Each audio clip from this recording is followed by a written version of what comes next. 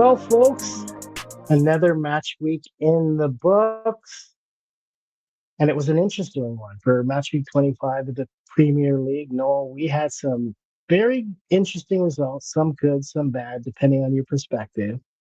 But we'll get into it shortly. How you doing there, Noel? As I was just moaning to you off air, I'm freezing. I'm so fed up with the minus 25 conditions at the moment that we've been in the last 3 weeks. So I'm bored of it. I am bored of being cold. I'm bored of running everywhere from my car. Yeah.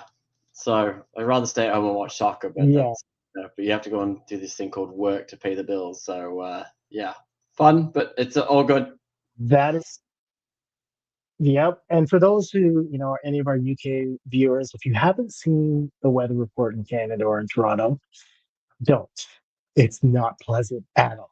But I think it brings on the question, and it's a big question because obviously there's two sides to the story on Saturday. Spurs, are they in a relegation battle? Because the reality is, if they lose on Tuesday night to Newcastle and Forest beat Wolves, then Leeds, Forest are all on the same point as Spurs. And people are, as a Forest fan, we're very aware that we're in a relegation battle. We're in a fight. West Ham's got the bit between their teeth and they're coming. Nuno's got the players playing. Are Spurs in danger of going into a relegation battle if they don't pay attention? Because I was talking to somebody today, and somebody's like, "No, there's no way they're in a relegation battle." I said, "Yeah, generally, if you look at their squad, you think they've got way too much to get out of it. But the problem is, if you also look at Spurs' squad and look at how many injuries and how many starters they are actually missing, they're missing a lot. Like if you take the game on the weekend, I think they had 7 pretty much starters missing out of the team. A lot of those guys aren't coming back anytime soon. So what you've got is not a lot of options in terms of that. You then have your club captain Romero, who we just mentioned there, get sent off. Now he's actually going to be missing for 4 games, and I don't think people realize that because this is his second red card and accumulation and all those fun things with disciplinary. So they kind of remind me, and I said this to somebody today who's a West Ham fan. They remind me of that team, that West Ham team with Joe Cole, Michael Carrick, Jermaine Defoe, Paolo Di Canio that sleepwalked into relegation. And I think Spurs are sleepwalking into a relegation if they do not realize that they've got to start picking up points. And I was just, because I'm also a crazy person and looked at their next 3 fixtures. So they are at home against Newcastle. Then they have Arsenal and then they have Fulham away. I don't see them really picking up a lot of points here. I think you're on mute, Sean. Sorry. The Newcastle game, depending on a few things, that I at best Spurs can hope they can get a draw, right? Like let's be real, based on their current play over the past 5 or more games, they haven't looked like a team that can mount a win or control a game from start to finish. They look like a team that if they have any fight, it's not gonna be till the last 5-10 minutes of the game. So yes, they may be home against Newcastle, but Newcastle, depending on which Newcastle team shows up, there's no guaranteed win for Spurs there. Then, as you said, they play Arsenal. I'm willing to give Arsenal the 3 points on that one. And that's just based on Spurs play. It's the London Derby, North London Derby.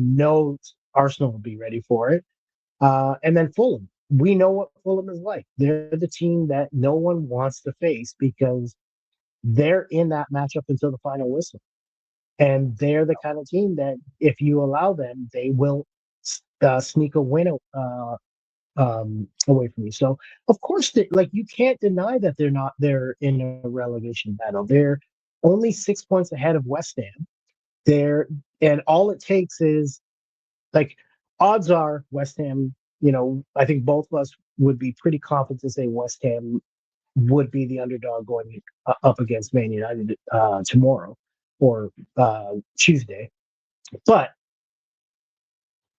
we don't also feel Spurs are going in as the favorites either. So after tomorrow, both teams could still have that 6 point, and then when you go into the next round of games, that's where you probably think West Ham has the opportunity to make ground.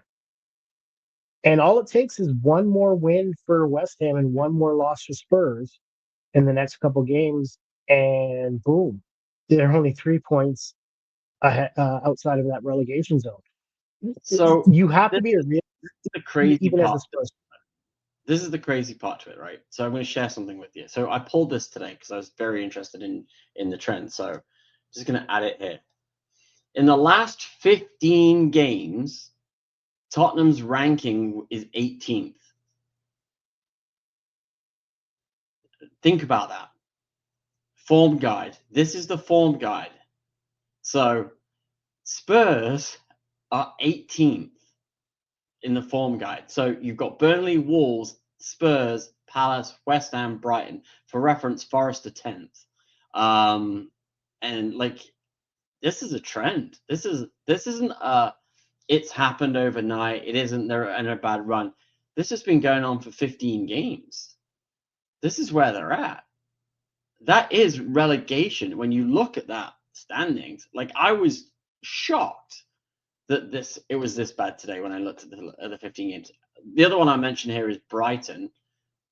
Seem to be in free fall, but I think I think that's more the fans are done with the coach. I think the coach has lost the plot there. But Spurs, I don't know, man. Like when I sit down and I saw this today, this is what made me prompt are they in a relegation battle? Because Burnley and Wolves we know are just in free fall. Spurs are in free fall too. You're on mute. No, that's my point, right? Is that Spurs are not playing good football. They're not in a position where their fan base can sit here and say, "Oh, we're not in." You're 6 points out of a relegation position. That's 2 wins for West Ham and 2 losses for you. 6 points is not. That's 2 games. We're only in week 26. There's still 12 more weeks to go. There's plenty of time for West Ham, and with West Ham's play as of late, they're in much better form than the Spurs are. Yeah. So you can't, like, in my opinion, 100% Spurs in a relegation battle. There's a few teams in that battle, for that, essentially that last relegation spot. Yeah, and that I think it's like you could end up by Wednesday night. There could be like 13th to 18th could be divided by like 3 points, which is wild. Which means it's going to be an interesting race because you have a couple of bad games and you could be in a world of trouble. And as Forest seem to have found out, lately is you win one, you think you're getting away from it, and then suddenly you get reeled back in really quick. And I think that's kind of where it is. And I just think Spurs are pretty much sleepwalking into a relegation. For sure. There's no ifs, ands, or buts about it, Yeah, right? And absolutely. Spurs fans, they should be frustrated. They should be angry. But at the end of the day, when even though Daniel Levy stepped down, he helped build this team, the club, and put them where they are. They've not been a team to spend wisely, and this is what happens, right? You, like, from an outsider, you don't feel bad for them. No, I never feel bad for them, but that's just me. It's just it is a very shocking stat though. That is, when you look at it over the last 15 games, it's not like it's a blip. This is a full on. They're in trouble, and I don't know if they've got the people to fight their way out because you need a certain mentality. I think if you look at West Ham, they seem to have that mentality at the moment. You've got players that want to fight. Forest have got a lot of good players that I think will be able to put in. And Leeds have shown it again. They beat Forest on Friday night, comfortably 3-1. I think it says more about Forest than it does Leeds. But again, if you're not at it, you end up losing. And I think that's where, when you're in a relegation fight, I think sometimes when I mentioned the previous West Ham team, they all thought they were too good to go down, and they went down.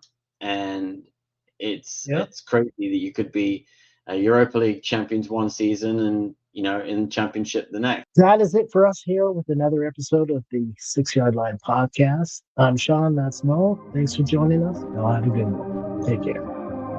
Thanks, guys.